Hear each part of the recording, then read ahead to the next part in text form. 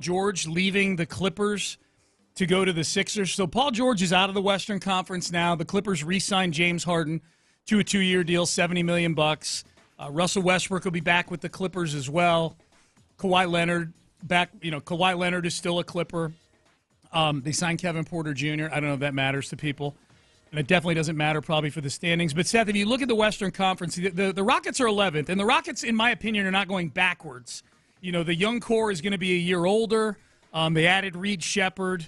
Another year with Fred VanVleet and Dylan Brooks as kind of the veteran guys. Steven Adams is going to be part of this team now, which I think is kind of underrated. A big like that who, they had issues with size last year. If Steven Adams is healthy, that's, I think, kind of an underrated addition here. They picked him up last year while he was injured. So I don't think they're going backwards. They were 11th. They were 41-41, and then there was a big gap between them and the teams behind them. The next closest was the Jazz with 31 wins. I suppose Memphis, 27 wins, but they get Ja Morant back presumably all year, and then Victor Wembanyama probably takes a step forward. But the Spurs won 22 games last year. As far as stuff going on in front of the Rockets, man, like right now, life is pretty good. I think the Golden State Warriors are viewed as, the dynasty is over. Klay Thompson is leaving. Sacramento hasn't really done anything in the offseason that would indicate that they're taking a big leap to stay ahead of the Rockets. I'm just counting up. From 10 is the Warriors, 9 is the Kings. Pelicans just pick up DeJounte Murray as the 8th seed. That's definitely an improvement for them. The Lakers are kind of the Lakers. They're the same team, but now with JJ Redick as the head coach, a new coach. Yeah. New coach that nobody knows a damn thing how he'll do. Good, bad, indifferent. Yep. But he'll also be managing his podcast buddy's son, Bronny, too. Yes. Yeah. So which I believe is the biggest thing that might blow up the Lakers if somehow Redick is if Redick, who doesn't hold his tongue, I don't think, is somehow a little too mean to young Bronny somehow, that maybe there's it's almost like a little league dynamic played out now. A little where bit. LeBron and how he wants Bronny treated might be the first big challenge Redick faces in trying to actually own the locker room there. Can you imagine being a coach of a little league team and the helicopter dad is actually a member of the team? The helicopter dad is actually on one the of the guys team. you're also air quotes coaching. Right. So the Lakers don't scare me. Phoenix is the 6th seed. They got swept out of the first round of the playoffs, and that mix is not good there. Durant and Devin Booker, and I think Bradley Beal that's a disaster. The Mavericks made the NBA Finals, and that's okay. They're a 50-win team, and I think there's a chance they're better than that. The Clippers, though, man, you lose Paul George, and we know James Harden is a little suspect. They picked up Kevin Porter Jr., though. Yeah, they did. I think the top 3 teams are legitimately really good basketball teams: the Thunder, the Nuggets, and the Timberwolves. After that, and I think the Mavericks too, the 5 seed. I think for sure, my expectations for the Rockets now, Seth, is that if they get into the play-in, that 7 through 10, if they're not hosting a game, I'll be a little disappointed. The 7 or 8 team in the play-in, and I think the ceiling for them is they can flirt with maybe getting home court advantage in the first round of the playoffs, like a 4 seed or something. I'll say that the one thing, the way I like that Rafael Stone has set up their future drafts is that it puts you out of the mode of where being a fringe playoff team is a bad thing. Where it used to be the worst thing you can be in the NBA is right in the middle, because then you're not tanking enough to get future stars. They have their potential future stars already on the roster, and they've got draft picks that aren't tied as much to their individual success. So you can actually get excited about being at the back end of the playoffs. And obviously these days in the NBA, your seeding doesn't matter nearly as much as it used to. But I think that's where you should feel right now. The huge X factor in all of that is, okay, let's say theoretically they did trade for Kevin Durant. How much does that elevate just plopping Kevin Durant onto this roster? Yeah. how much does that elevate them up into the conversation of those top 3 teams? Then I think you go into if you get Kevin Durant, then I think you've got to be talking, whereas I'm talking about getting home court advantage in the first round of the playoffs as like not a pipe dream, but boy, that's like a really, really lofty ceiling that has a very small chance of happening, but I could see it if things fell the right way.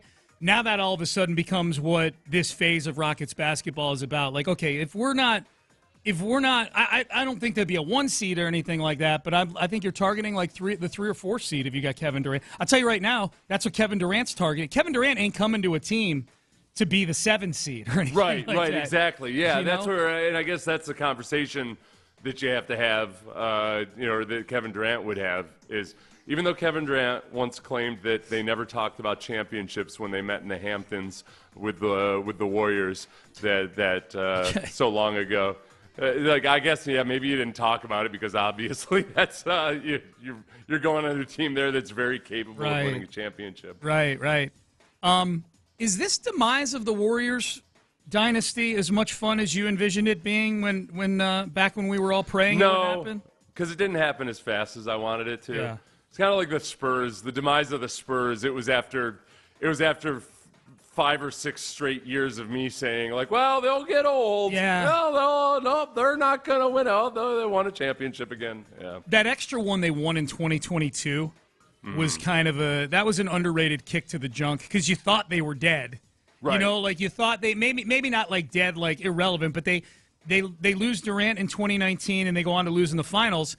And then Durant leaves in free agency, and guys all of a sudden are, like Klay Thompson dealt with 2 really horrific injuries. Steph started getting hurt. And they were literally picking second in the draft one year because they stunk.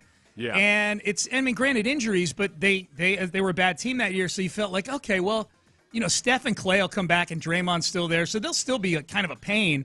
But I didn't think they were going to win another championship. I like that. I do. The one part I like about that, though, is that Lacob, the owner, would just talk for so long about how light years ahead they were of everybody else when it came to operating an NBA franchise. Now at least he gets to see, like, oh, okay, well, we struck gold with a few picks and we've got the right guys, but it's you're not as smart as you think you are. No. It was if you were truly light years ahead of everybody else, you would still be very much a dominant team. But no, it's all about the players you have and how did you come by them. Yep. Someone says put the pipe down, Sean. Well, what did I say that was pipe put the pipe down word? Yeah, you said he either thinks that they are already championship contenders, or he thinks that being a fringe playoff team is too lofty, I suppose. I guess. I don't know. Yeah, I guess. Yeah, one or the other. I'm. Or he actually knows your genuine personal life, and he knows that you've got issues. But I wish he wouldn't text because he knows because I haven't been able to put the pipe down. I'm going to read that on the air. Sound mind and whatnot. So if you missed it, Paul George is a Sixer. They signed Tyrese Maxey to a max deal. Boy, the NBA's got to be loving that Philly is making big moves like this, and then you got a Philly Celtics Knicks thing going on at the top of the Eastern Conference. The big, I say blue blood names. The Knicks haven't done anything in decades, but it's New York. I think Rockets to me if I put over under 7.5 seed. Do you think they get over the 8 seed? If you had to put over under like 7.5 seed, like. I would put over in terms of higher in the order. Higher in the standings, yeah. I'd put them over that. Yeah, they'll be better than the 7.5 seed. Yeah. I got distracted by a picture of Daryl Morey as Did you notice that the longer he spends in Philadelphia, the more unkempt he's been looking? Oh, yeah. He's just kind of letting it all go. Yeah. His beard at any given time is like just some various weird stage of between haircuts. He's not recognizable at times.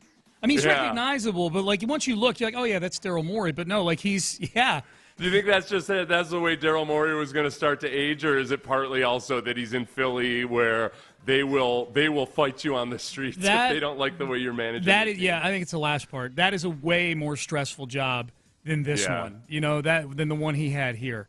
I mean, he was for a GM of a team that peaked out at conference finals. he was treated by a lot of folks here like a GM demigod. And I think he's a really good GM, Daryl Morey. I think he's really smart. And I think if Yao Ming and Tracy McGrady don't get hurt, or if Chris Paul doesn't get hurt, then maybe Daryl Morey is viewed differently around the league as a GM. Maybe he does have a championship or two at that point. Yeah. But, no, that's a way more stressful. Someone says chances of Clay coming here. Klay Thompson, very little. I think Clay wants to go to a ready-made championship contender. Yeah. I don't think he's coming here. It's tough when you've been in that environment and that's all you've known. It's got to be kind of a scary thing to be going out into the great untested waters of who knows what the hell kind of basketball team you're going to be on. For Morey, I think I'm kind of eagerly anticipating this Paul George era of the 76ers just because they were loading up for this since James Harden left, yes. But this feels like the beginning of the first time we're really going to see relevant Daryl Morey without James Harden. And because they were just tied at the end. And I know, yes, he had that time before Harden got there with the Sixers, but it always seemed like he was angling for some way to have James Harden with him from the day he left Houston.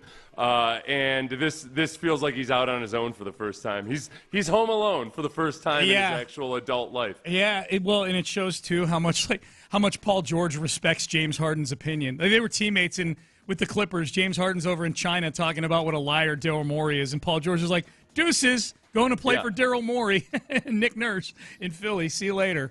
Paul George just realizes that James Harden's more in love with getting in bed with the communists than he is yep.